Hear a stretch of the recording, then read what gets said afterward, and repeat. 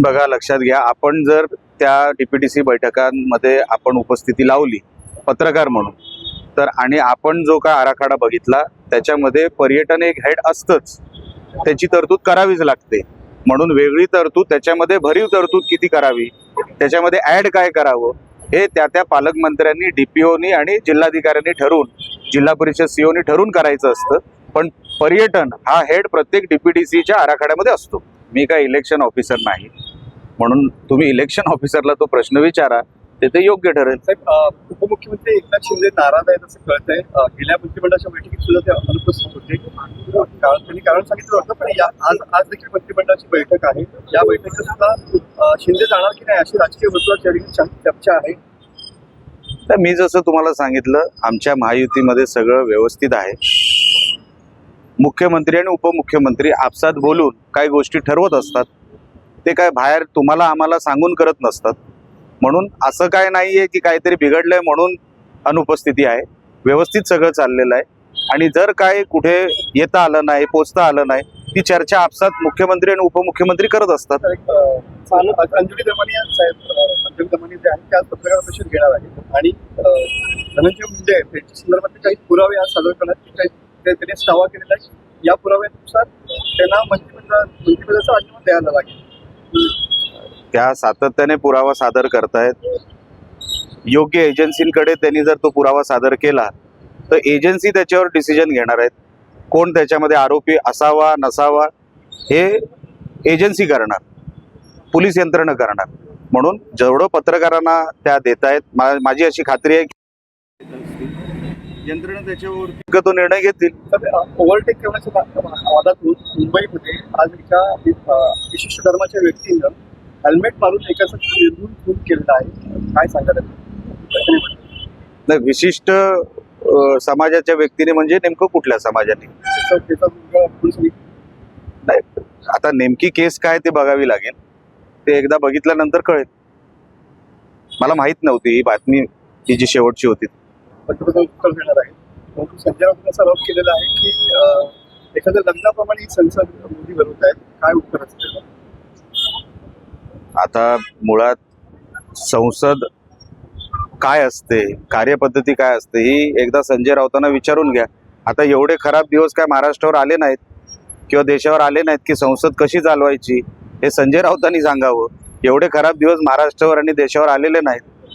म्हणून जो माणूस तिसऱ्यांदा देशाचा पंतप्रधान होतो, मेजॉरिटीमध्ये होतो, अशा माणसाला संसद कशी चालवायची, एक नॉन इलेक्टेड माणूस, जनतेतून कधीच जो निवडून आलेला नाही, जो कधी नगरसेवकाची निवडणूक ज्यांनी लढवलेली नाही, असा माणूस सांगणार? संजय राऊत म्हणजे कर्मदळिद्री माणूस आहे. त्यांच्या विचारातून कधीच काही चांगलं बाहेर पडणार नाही. देशासाठी नाही, महाराष्ट्रासाठी नाही, कोणासाठीच नाही. म्हणून दुसरी काय अपेक्षा नाही. दर्शन घेतलंय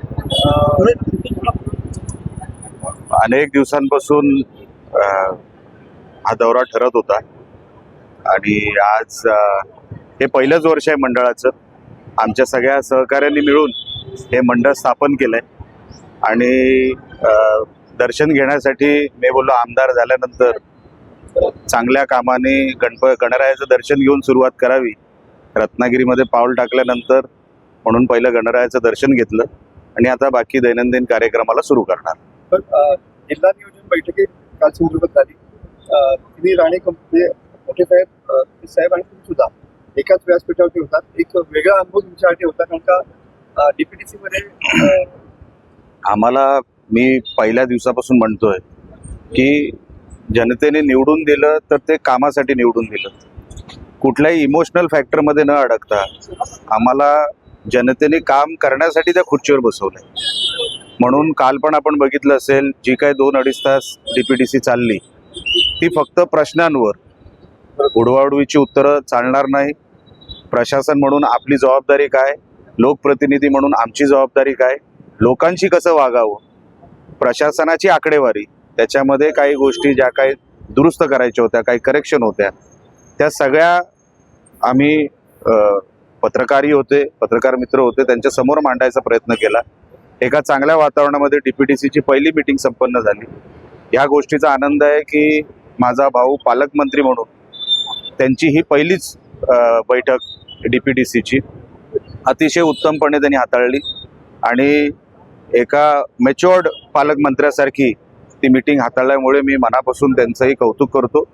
पण जिल्ह्याच्या ह्या पुढच्या वाटचालीमध्ये येणाऱ्या काळामध्ये आपल्याला दिसेल जशी सिंधुदुर्गामध्ये DPTCची बैठक यशस्वी झाली तशीच रत्नागिरीची पण झाली. मी रत्नागिरीच्या DPTCचाही माहिती घेतली. चांगल्या वातावरणामध्ये रत्नागिरीची DPTC पार पडली. मला वाटतं इतिहासामध्ये पहिल्यांदा रत्नागिरीमध्ये प्रारूप आराखडा हा 700 किंवा 860 करोड, बरोबर ना, 860 करोड आणि सिंधुदुर्गाचा प्रारूप आराखडा पहिल्यांदा 400 करोडवर गेला. ह्याचं अभिनंदनच केलं पाहिजे पालकमंत्र्यांचं का हा सगळा पैसा ते जिल्ह्याच्या विकासासाठी लावणार आहेत. कामाक्षी देवीचे कापलेले शिंग या ठिकाणी आणून शोधले आहेत शिंदेनी, असा आरोप संजय राऊतांनी केलेला आहे. काय बघता, कसं विधानसभा बघताय? खरं तर मला संजय राऊत या माणसाची कुठला विषय कुठे जोडायचा, अहो ते एका मुख्यमंत्र्यांच्या निवासस्थानाबद्दल आपण बोलताय, शासकीय निवासस्थान आहे ते. समन्वय एवढं चांगलं असताना कुठल्या विषय, म्हणजे महाराष्ट्रातले इतर विषय संपलेत का हो? म्हणजे राजकारणी इतके चीप झालेत की त्यांनी ह्या सगळ्या विषयांकडे म्हणजे जादूटोनावर बोलावं आणि तुम्ही ते कव्हर करावं पत्रकार म्हणून.